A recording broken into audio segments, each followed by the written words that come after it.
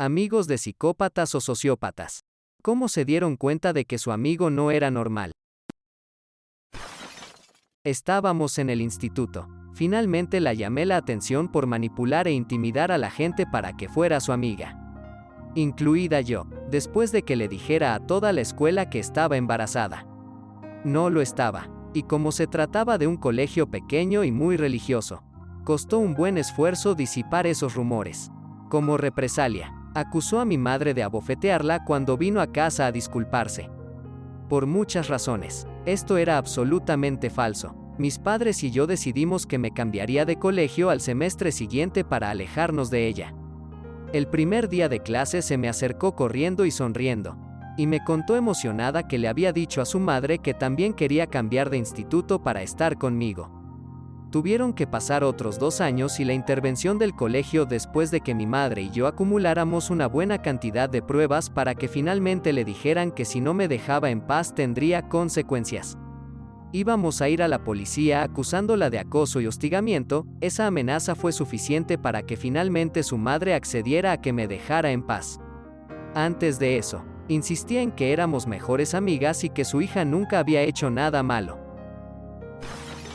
No podía comprender la diferencia entre bromas inofensivas y crueldad, que se manifestaba en la escuela secundaria. Llegó tan lejos que irrumpió en la casa de una amiga. Le robó el televisor y luego se enojó porque su familia llamó a la policía por una broma. Intentar hablar con él sobre la diferencia entre las bromas y el crimen se encontró con una mirada en blanco. Casi confusión, seguida de una burla viciosa.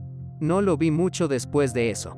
Luego corté por completo los lazos con él después de que comenzó a hablar casualmente sobre volar mujeres. Me dejó leer una queja por escrito de alguien que afirmaba haber sido acosado por ella. Era muy detallado, demasiado detallado para inventarlo, pero ella lo negó todo y se hizo el inocente. Me lo mostró para ganar mi apoyo contra las acusaciones. Unos meses después, comenzó a intimidarme con exactamente los mismos métodos descritos en la denuncia. Ese tipo era genuinamente servicial. Lo que más parecía temer era volver a ser una persona indefensa que no pudiera encajar en la sociedad. Como los psicópatas que entran y salen de la cárcel. Así que se propuso como hábito o reto ayudar al menos a una persona en algo todos los días sin compromiso. Amigos o desconocidos. Como práctica, para hacerse responsable. Era un poco raro, y él también era un poco raro, pero lo dijo abiertamente de antemano para que le resultara más difícil fastidiarnos si alguna vez tenía una recaída en su fuerza de voluntad. Definitivamente era un poco una cuestión de ego. Creo, le gustaba el papel de persona simpática y amable que superaba sus defectos. Espero que realmente lo hiciera. Sé que su motivación era un poco inusual. Pero nunca he conocido a alguien tan servicial como ese tipo. No le tenía miedo a nada. Hacía cosas peligrosas como quitar nidos de avispas del porche de sus vecinos tan despreocupadamente como ayudaba a una anciana a llevar la compra al coche. Un tipo genial, con algunas historias locas. Éramos amigos de él y de su hermana. Más tarde nos dimos cuenta cuando solo pudimos ver ira en él y casi nada más. Esa fue la primera bandera. Uno de los amigos empezó a salir con la hermana y un día vino a vernos y nos dijo que nuestro amigo le había llevado aparte y le había dicho que si hacían daño a su hermana él no tendría ningún problema en hacerle daño a su vez. Nuestro amigo estaba aterrorizado porque realmente le creía. Esa fue nuestra segunda señal de alarma. La última fue cuando su familia fue atropellada en un cruce y su padre y su hermana resultaron muertos. Su madre en observación en el hospital y él también con algunos huesos rotos. No pareció importarle en absoluto que unos amigos fueran a verle. El hospital era un centro de enseñanza con psiquiatras y uno vino a ver si quería ayuda mientras estaba allí y básicamente le preguntó por qué iba a necesitar ayuda. La madre accedió a una evaluación formal y se confirmó que era un psicópata. Su madre básicamente se comprometió el resto de su vida a asegurarse de que pudiera funcionar en sociedad. Le enseñó lo que era el bien y el mal en la sociedad y las leyes que rigen el comportamiento y esas cosas. Cuando yo, 21 años, 1989, entré en el pasillo de la casa que compartíamos y le vi tocando el piano eléctrico. Tenía delante una foto de la chica con la que había estado saliendo y estaba, mal, tocando música que sonaba lúgubre. ¿Una mala ruptura?, le dije, y él me explicó con todo lujo de detalles cómo ella le había acusado de ser un monstruo sin sentimientos porque no se había conmovido por alguna tragedia menor. He olvidado exactamente cuál. Él procedió a decirme que ella tenía razón, que no le importaba y que no podía hacerlo. No se alegraba del sufrimiento ajeno. Simplemente no le conmovía. Así que el piano y la foto fueron un intento de encajar con el resto de vosotros. ¿Ves? Si hago esto, estoy actuando como una persona con sentimientos. Y le caeré mejor a la gente. Hice la versión de 1989 de Flexión rara pero bien. Y él evidentemente decidió que eso significaba que yo estaba bien con su falta de sentimientos. Y venía a mí cada semana o así con alguna situación que surgía en su vida y me preguntaba cómo pensaba que reaccionaría una persona con sentimientos. Con el tiempo se le dio bastante bien. Él lo llamaba ponerse la máscara humana. La gente que conoció después de esto generalmente lo aceptó como un ser humano funcional. Desde entonces somos amigos. Tiene mucho éxito como gestor financiero de algún tipo, porque la emoción no entra en sus decisiones.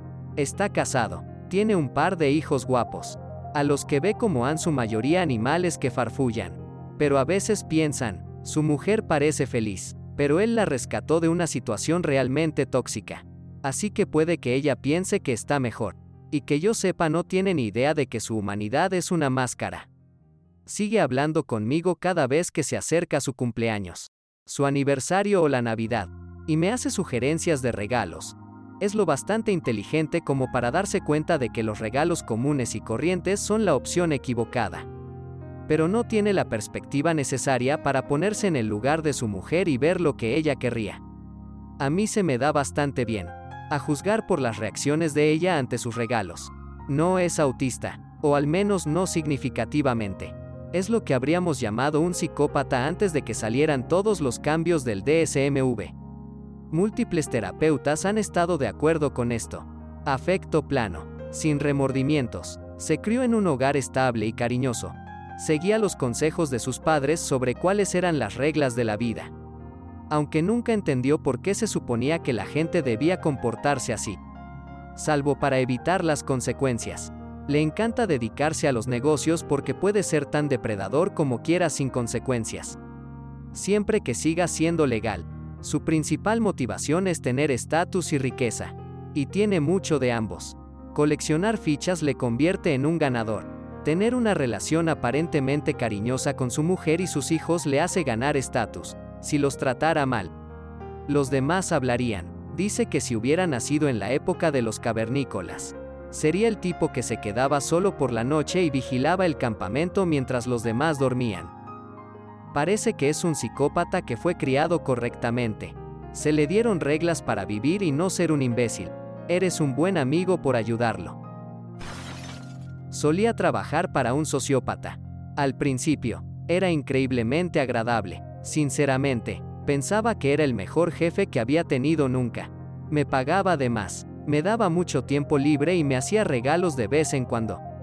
Hubo muchas experiencias en las que su comportamiento fue obviamente cuestionable. En el trabajo, tenía la costumbre de enviarme a situaciones inseguras sin darse cuenta de que mi bienestar corría peligro.